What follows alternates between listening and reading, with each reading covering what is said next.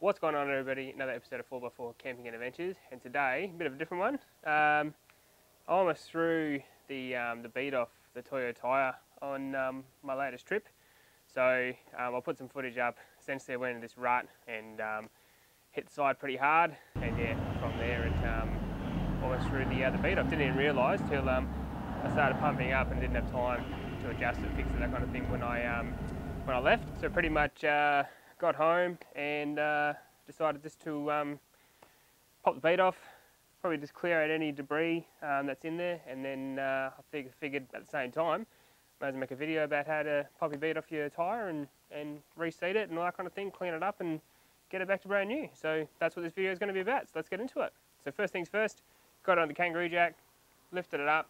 I've already loosened up all the nuts, so they're pretty much hand tight. And what I'll do is I'll just nip them off with this, because some of them might just be a little bit tight because the wheel just might be pushing on the bottom or whatever. Then I need some axle stands. They're going to go underneath, hold it all safe, so I can remove the tyre and wheel and have no issues of the whole car falling down on me. So first things first, obviously you want to get your car jacked up and put something underneath to support it. I've actually got a chock on the back wheel as well, because it is a little bit of a hill here, so I don't want to roll backwards or anything like that. And let's get this wheel off. So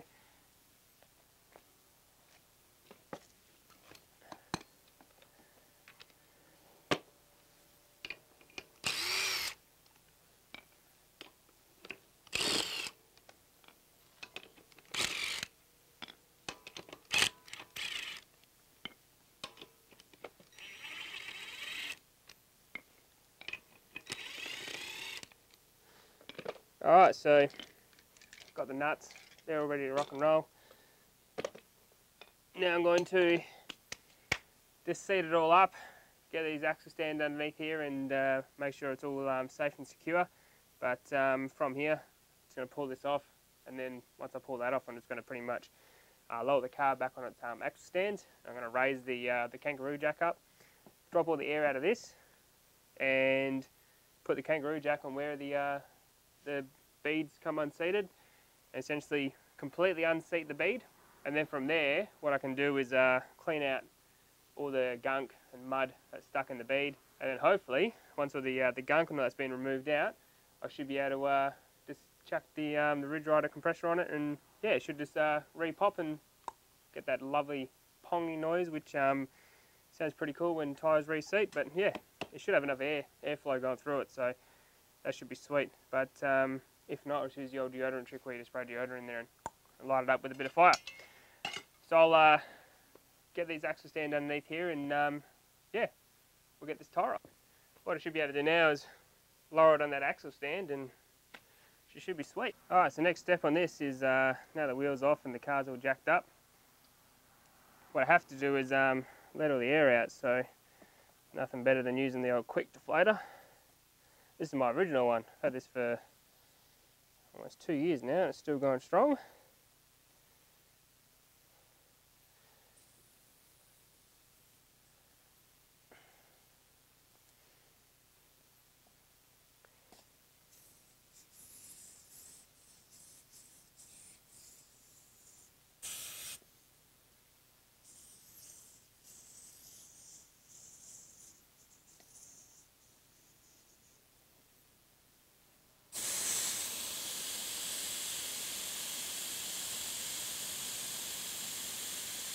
So now I do have all the air out of the tyre. You should be able to see now where the actual bead has just come off, and it wasn't even noticeable really. I mean, I didn't even notice it when I did it, but just here, essentially, it's you can see the water and that kind of thing trying to get out of it, and yeah, it just needs a bit of a clean out. That's the main problem, but it's pretty noticeable, and I'll put up a little bit of a roll of the tyre when I put the edit through. But yeah, it's pretty noticeable, and it's not letting a lot of air out, but it's enough to probably cause a few dramas down the track, because you don't want your tyres not to be seated and all that kind of thing, and continuously pumping them up. I did try to throw like 50 pounds in it just to see if it would just push out the dirt in, or the dirt stuck in there, but I just, yeah, it wouldn't reseat. So yeah, the old kangaroo jack trick.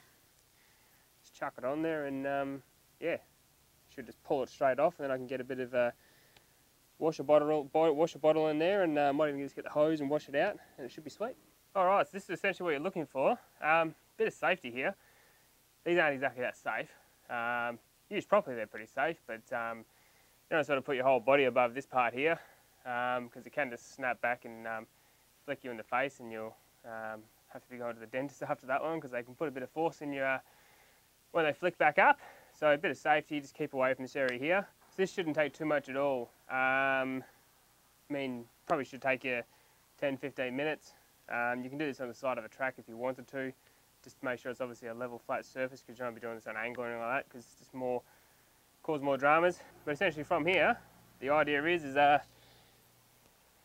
get your jack and just pretty much keep going.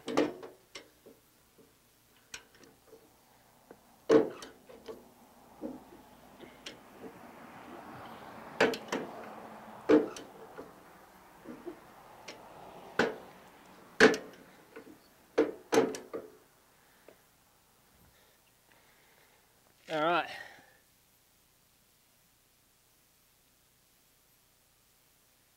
So just having a quick look, it's fairly full of gunk, so it's going to need a fair bit of work, I'd say, to get it cleaned up, because it's got a fair bit of mud in there. Looks like rocks and that kind of thing have caused the issue.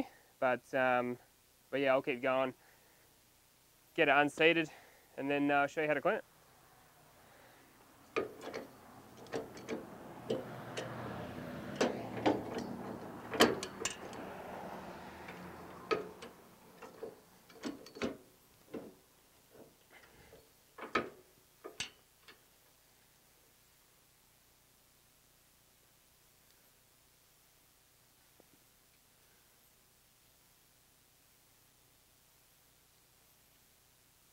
Alright, so we're at the point where we probably just need to clean this bead out. It doesn't look too bad, it's just full of rocks.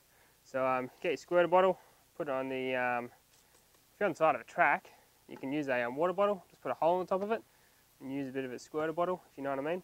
So yeah, obviously I just got the squirter bottle at home, just going to get in there.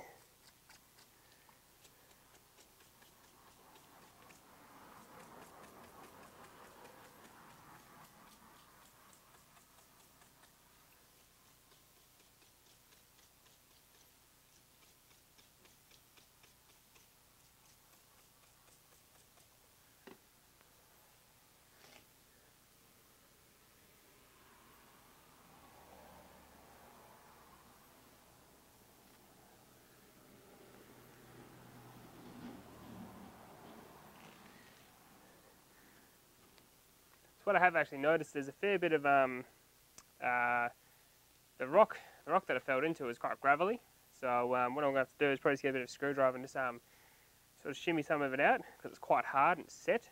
So which is quite strange. It must have been a massive amount of force. Actually just jam it in there. So it was a pretty decent hit. So what I'll be probably just checking this side just to make sure nothing's damaged and that kind of thing. But yeah, I'll probably just get in there with a screwdriver, just give it a bit of a quick clean. As I said, just for safety here, just don't want to put your fingers in between the bead or anything like that. Just keep that in the top of your mind, because you don't want to snap a finger off or something like that, because it can be quite dangerous. So I'm going to grab a screwdriver and yeah, and give this guy a clean out, because it needs a fair bit of love.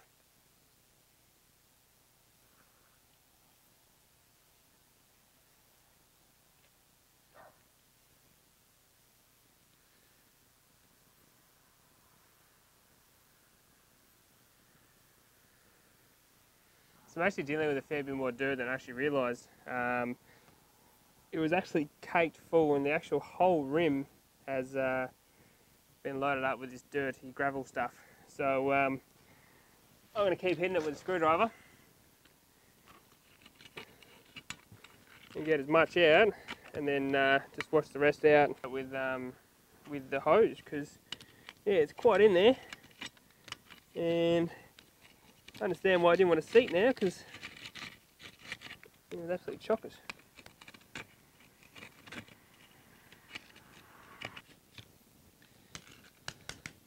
That's as good as she's going to get, I reckon.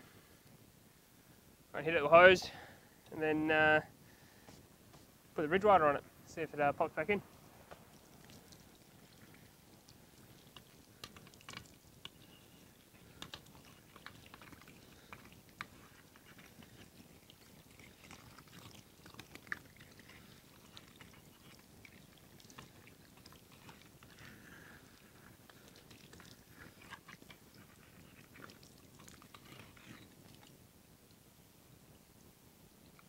That should do it.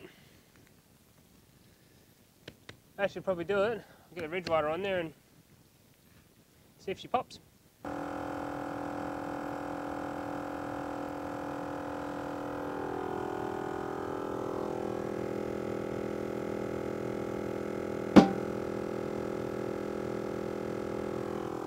Alright guys, so there you have it. Pretty simple. Ridge rider did 50 seconds.